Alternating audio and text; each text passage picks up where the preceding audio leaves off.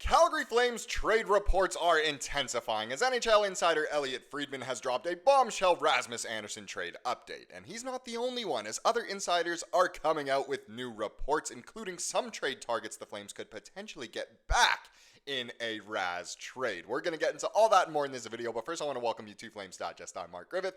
If you're new around here and you love the Flames, make sure you subscribe so you can stay up to date on all the latest news, updates, reports, and rumors revolving around your Calgary Flames. We would love to welcome you to the Flames Digest family, and YouTube is telling me that exactly 1/3 of you guys are subscribed, which means 2/3 aren't. So if you could do me that favor of hitting that subscribe button, it really means a lot. I appreciate every single one of you guys, and again, we'd love to welcome you to the Flames Digest family. Well, let's get into how we have multiple trade reports here. And of course, the man we care about the most when it comes to trade reports or any hockey reports in general is, of course, Mr. Elliotte Friedman. So on the 32 Thoughts blog/podcast, so he said this. So Elliotte says the feeling around the league is Rasmus Andersson wants something new. That's bombshell one. It's just already, it just seems like out of Calgary is set in stone. But wait, there's more.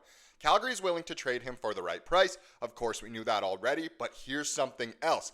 He says that there's significant interest. And yes, maybe a lot of people would be surprised if there wasn't significant interest. Rasmus Andersson is a really good hockey player. He's a really good right-handed defenseman, which is very coveted across the league, of course. But knowing us as Flames fans, as the Sea of Red, knowing that there's significant interest for him, it honestly takes a weight off of your shoulders, because sometimes we have all these players involved in trade rumors, but then are they that coveted really? And then look at the return we get. Knowing that there's significant interest and that Andersson may be on the way out, it's honestly, it is a very, very interesting little bit of a bombshell report here. Now, we have more reports as well, as Saravalli added on top of this. So he said Flames and Rasmus Andersson's camp shared $ figures recently, and it's fair to say they're not on the same page as expected. So there you go. Another report, I guess. I think we already knew this, as he's saying, not surprisingly at all.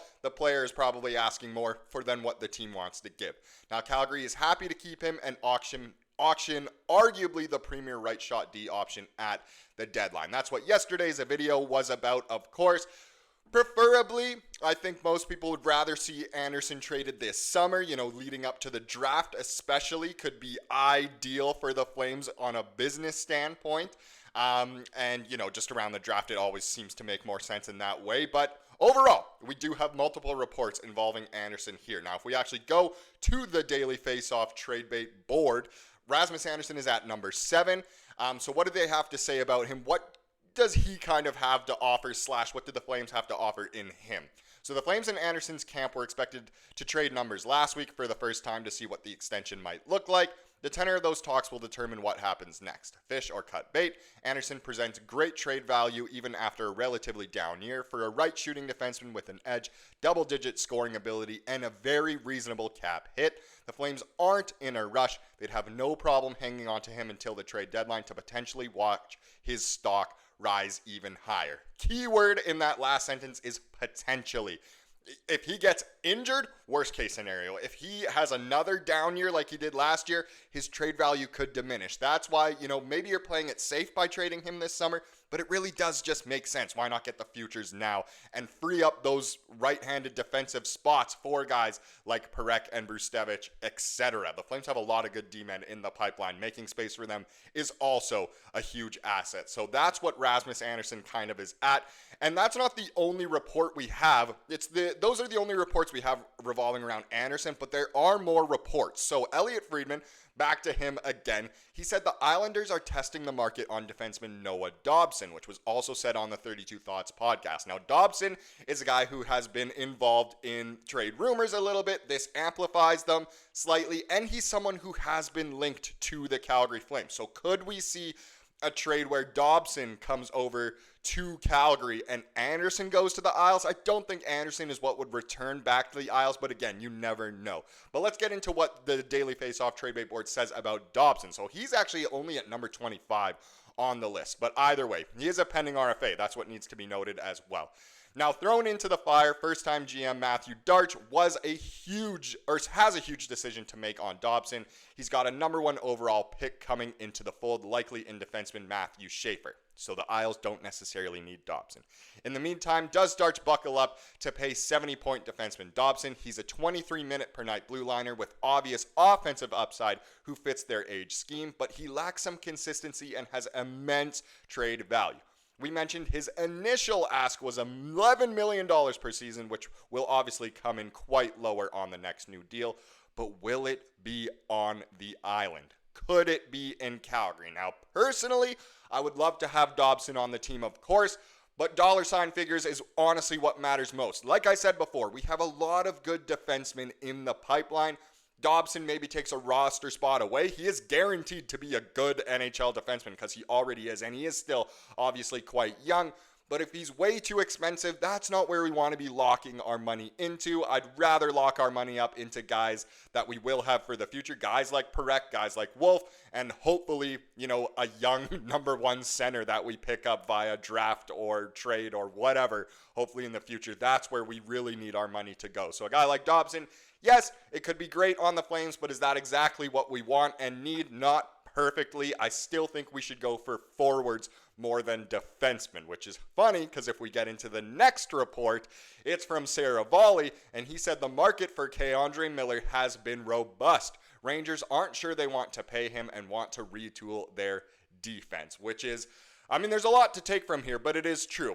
The Rangers don't really want Miller anymore, or they don't want K'Andre Miller anymore, and he's another guy who has been linked ruthlessly to the Calgary Flames. Countless articles, tweets, whatever you want to see, have had Miller linked to the Flames. So, again, I could see more of, a trade involving Rasmus Andersson and K'Andre Miller coming into fruition. It makes more sense for the Flames. A big left-handed defenseman who could play with a guy like Parekh, a guy like Weegar as well. It just honestly could be very, very good. So I actually was speaking to Darius Dominguez, one of the hosts of New York Rangers Digest. Great guy, by the way. Super handsome. But he said in a heartbeat he would make a trade involving Andersson and Miller, which makes me a little skeptical. If it sounds too good, I feel like we'd need a lot more than just Miller in order to make a trade like that work. But it sounds like Andersson really is coveted.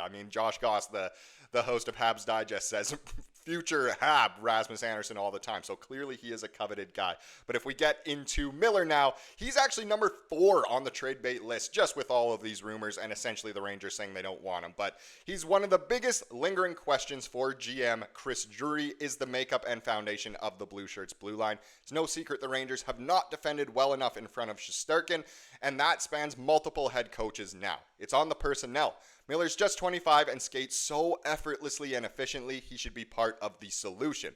But he's also due a sizable raise and a contract that will have to buy UFA years. That's expensive. There have been 12 to 15 teams in the mix on Miller in recent weeks. The Flames definitely one of those.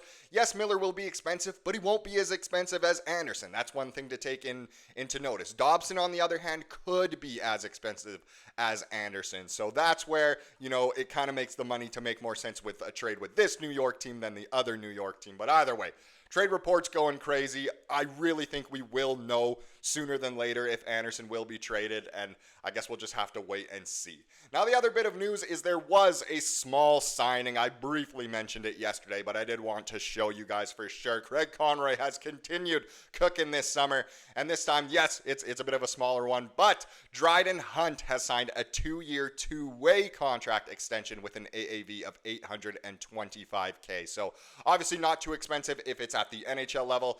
Less expensive if it's at the AHL level. But Dryden Hunt's a great guy to have around. At this point, he's almost becoming a vet, which is kind of funny. But he's a guy who you can throw in there when either, something's not gelling or there's an injury. He's the type of guy who comes up. No problem with me at all. If we get into the breakdown on his 2-year extension, so it's $825 in the NHL, $400K in the AHL with $500K guaranteed. Nice deal for both sides. Great depth player for Calgary, while Hunt had serious interest from around 10 other teams, which is interesting to note. He was also, I guess, a coveted guy, but Craig was able to lock him up to obviously a great contract for, I'd say, both sides as well. I agree with Pat Steinberg here. So there you go, a cheeky little signing as well.